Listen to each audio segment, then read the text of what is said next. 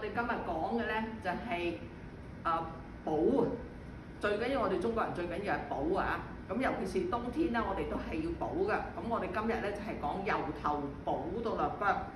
咁有咩食物係護個肝嘅咧？咁譬如我哋菜裏邊，我哋有菠菜啦，唔使講啦，我哋梗係有豬潤啦。咁當然食得太多又話膽固醇高，咁少少都冇問題嘅。菠菜豬潤湯冇問題啦啩？咁跟住芹菜啦、檸檬啦，同埋一啲棗嘅。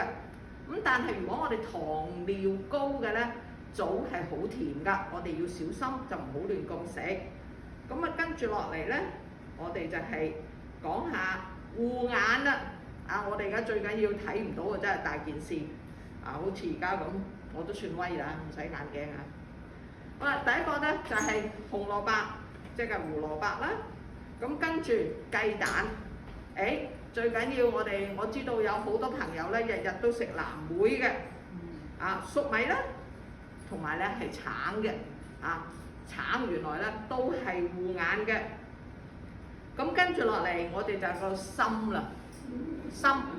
咁我哋睇下咧，我哋所食嘅紅棗個樣咧，都似我哋嘅心嘅。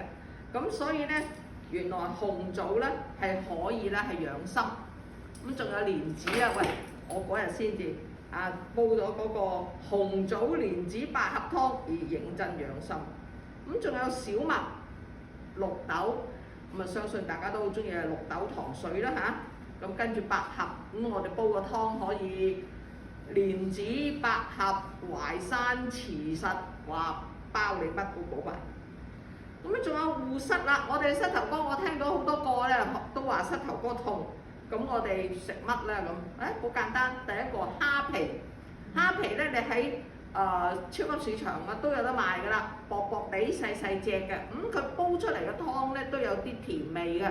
咁蝦皮啦，跟住我哋雞蛋啦，即係所以我哋日日食一隻雞蛋都冇乜問題嘅，因為雞蛋你又可以咧係護眼啦，又可以補血啦，有好多樣嘢嘅。咁跟住咧，我哋就係酸奶，酸奶即係 yogurt 啦，即係 yogurt 啦，我哋日日食。跟住豆腐，海參，呢樣嘢緊要啦，海參，哇！食個蝦子海參，又有蝦皮，又有海參，冇得頂。咁跟住落嚟係潤腸啦，喂，一日唔去好大事㗎，尤其是你等到2、3日先至去啊，仲大事。咁不過亦都唔好話我日日冇得去，我就好大事啦。